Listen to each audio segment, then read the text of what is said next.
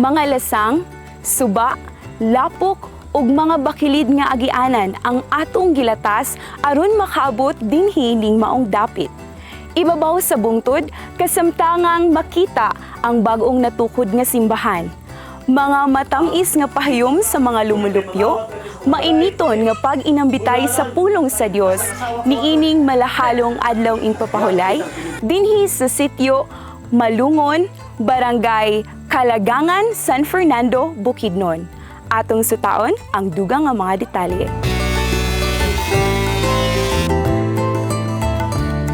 Ang grupo sa Central Mindanao Mission ilalom sa Adventist Mission mi responde niining mao nga tawag og mianhi dayon dinhi aron sa paghimo sa mao nga kinahanglanon sa mga katawhan nga maong ato nga iglesia. So sa wala madugay nianhi dinhi mga kapaglaom og naghimo dayon sa tukod paghimo sa mao nga pundasyon ug ang uban sa bisan sa pipila namo gamay ra kay mga kapaglaom apan gihinay-hinay natukod ang ato nga iglesia gikan sa haligi ang uban nagabungkal sa mao nga yuta gani kung imong makita ang mga kabataan nagatabang hilabihan nila ka sadya kayo mga kapaglaom tungod kay ang mga kabataan hilabihan nila kalipay nga nagatabang sa ato nga iglesia nga gitukod sa pagbugwal sa pagpatag niining ato karon nga gambalay nga gitukod dinhi sa Malungon.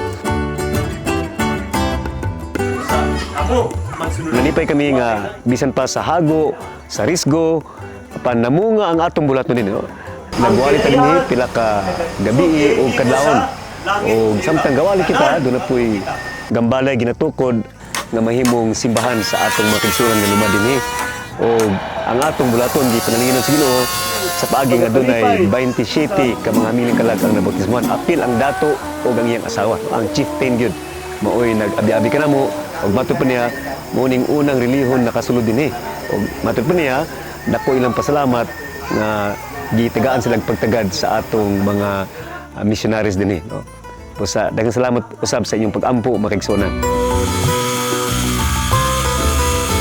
Ako nagapasalamat og dako tungod kay nini natukuran na og simbahan dinhi sa sitio Malungon.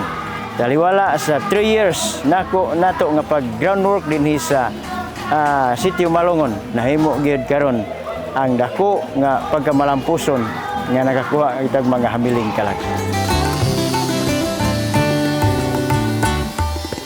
Dako kayo nga akong pasalamat nga anhi ang mga bisita sa Adventist kay dako kayo ang ilang gikatabang sa amua.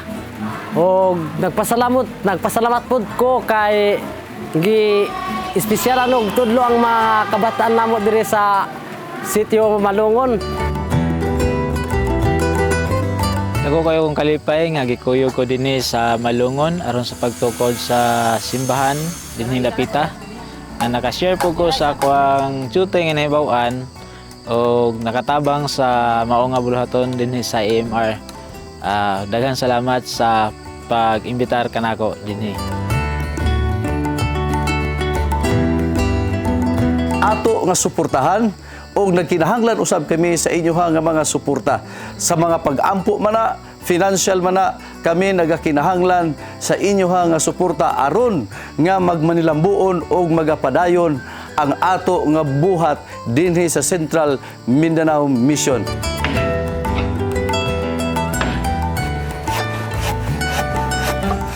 Sa atong kapanahunan, ligong nagapadayon ang lanog sa tugon ni Jesus sa Matagusa nga makita sa Mateo 28, versikulo 19 hangtod sa 20.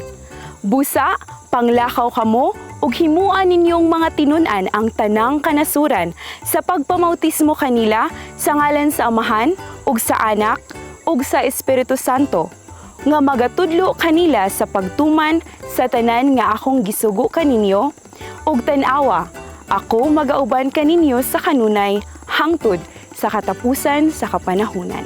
Yeri Jane Disoasido, Hope Channel, Bukidnon.